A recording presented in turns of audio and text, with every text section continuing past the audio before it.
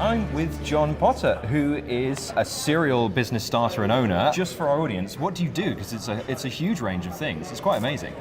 Well, I don't know about amazing, but I do tend to, I have this thing in life where I go around sort of thinking, how hard can it be? And then I get involved, and next thing you know, I've got another problem.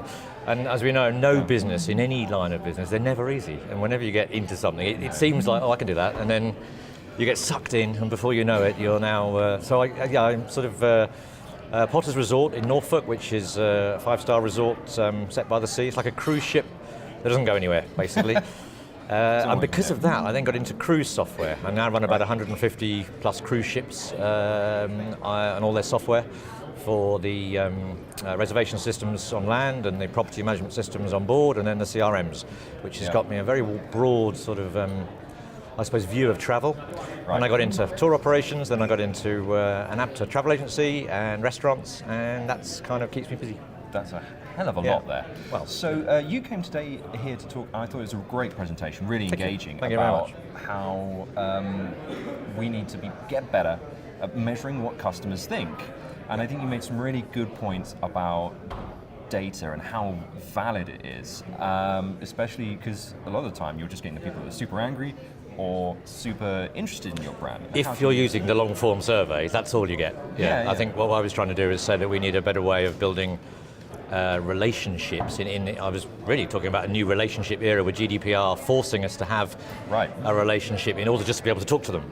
And therefore we've really moved on from just being customer centric to being, or should I say, the relationship era is the new customer centric. So you gave some, just to go into that, you gave some really interesting figures about how you've taken essentially small brands, like I think it was a restaurant and your resort, and you've managed to get thousands of contact emails. Can you just give our audience a little bit of an insight into just how you did that? Well, I suppose it's really getting back to basics about business is about people, and it's human behaviour, and we need to ask them. You said what they think, and we'll tell me is we like to know, like when you meet a friend, you say, how do you feel? We need to ask them how you feel. Right. And we do that, and we measure it in terms of any relationship. Is it a happy marriage or an unhappy marriage? And we do it in that sense. So when you break it down to that very basic level, you get a much higher response rate. We're sort of getting responses with 5 millennial-friendly emojis. People don't have to read the question. It's one tap, and then you get the comment. And what you're really doing is gathering GDPR-compliant responses that tells you exactly how they feel, which means you can segment your marketing at the top of the tree with the relationship you have with them first, and then segment about all the other data and purchasing history. And the secret, I think you were saying, was to just get this in the moment, right, when they've had the meal or the stay. Absolutely, yeah. Don't miss the moment, because they come through your business, walk out the door, and then you never see them again, and you haven't got permission to market with them. So you need to be using a system to sort of capture that moment. Yeah. So ideally, a system to capture the moment and sort of get to their core emotions, and then also you're getting this extra benefit of now we can talk to them. Absolutely, you're getting the GDPR. Yeah. I mean, it's basically, in a nutshell, it's a new or a better breed of net promoter score for those that are familiar with that, with a much more personalised and higher response rate, which is key, with a GDPR element in order to make sure that we can continue to market in this new legal sort of world that we now.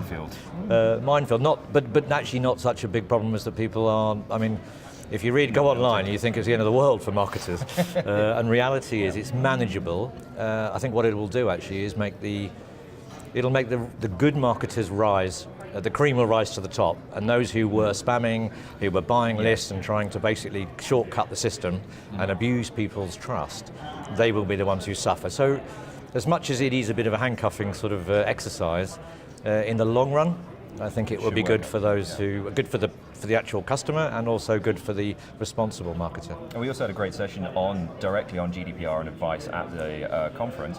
And just going back to that, how have you found the conference so far? Yeah, it's been fun. We've had great fun, if you're there.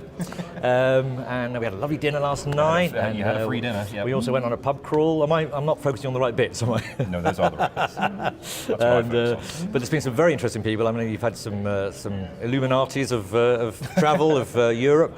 And it's been very interesting to get the inside story from people like IBM, which when you go to some of their websites and everything, they're big companies and they're dealing with so many different customers. When you hear from those individuals and they're really sort of starting talking to you. It's fascinating, but at the same time, it's been a lot to take in. There's been so many rooms going, and you think, where am I going to be next? And it's a big old conference. What does the marketing track and technology track and distribution tracks, and so it's been good. But I probably would like to have done it again and then swap rooms and do some more of it again.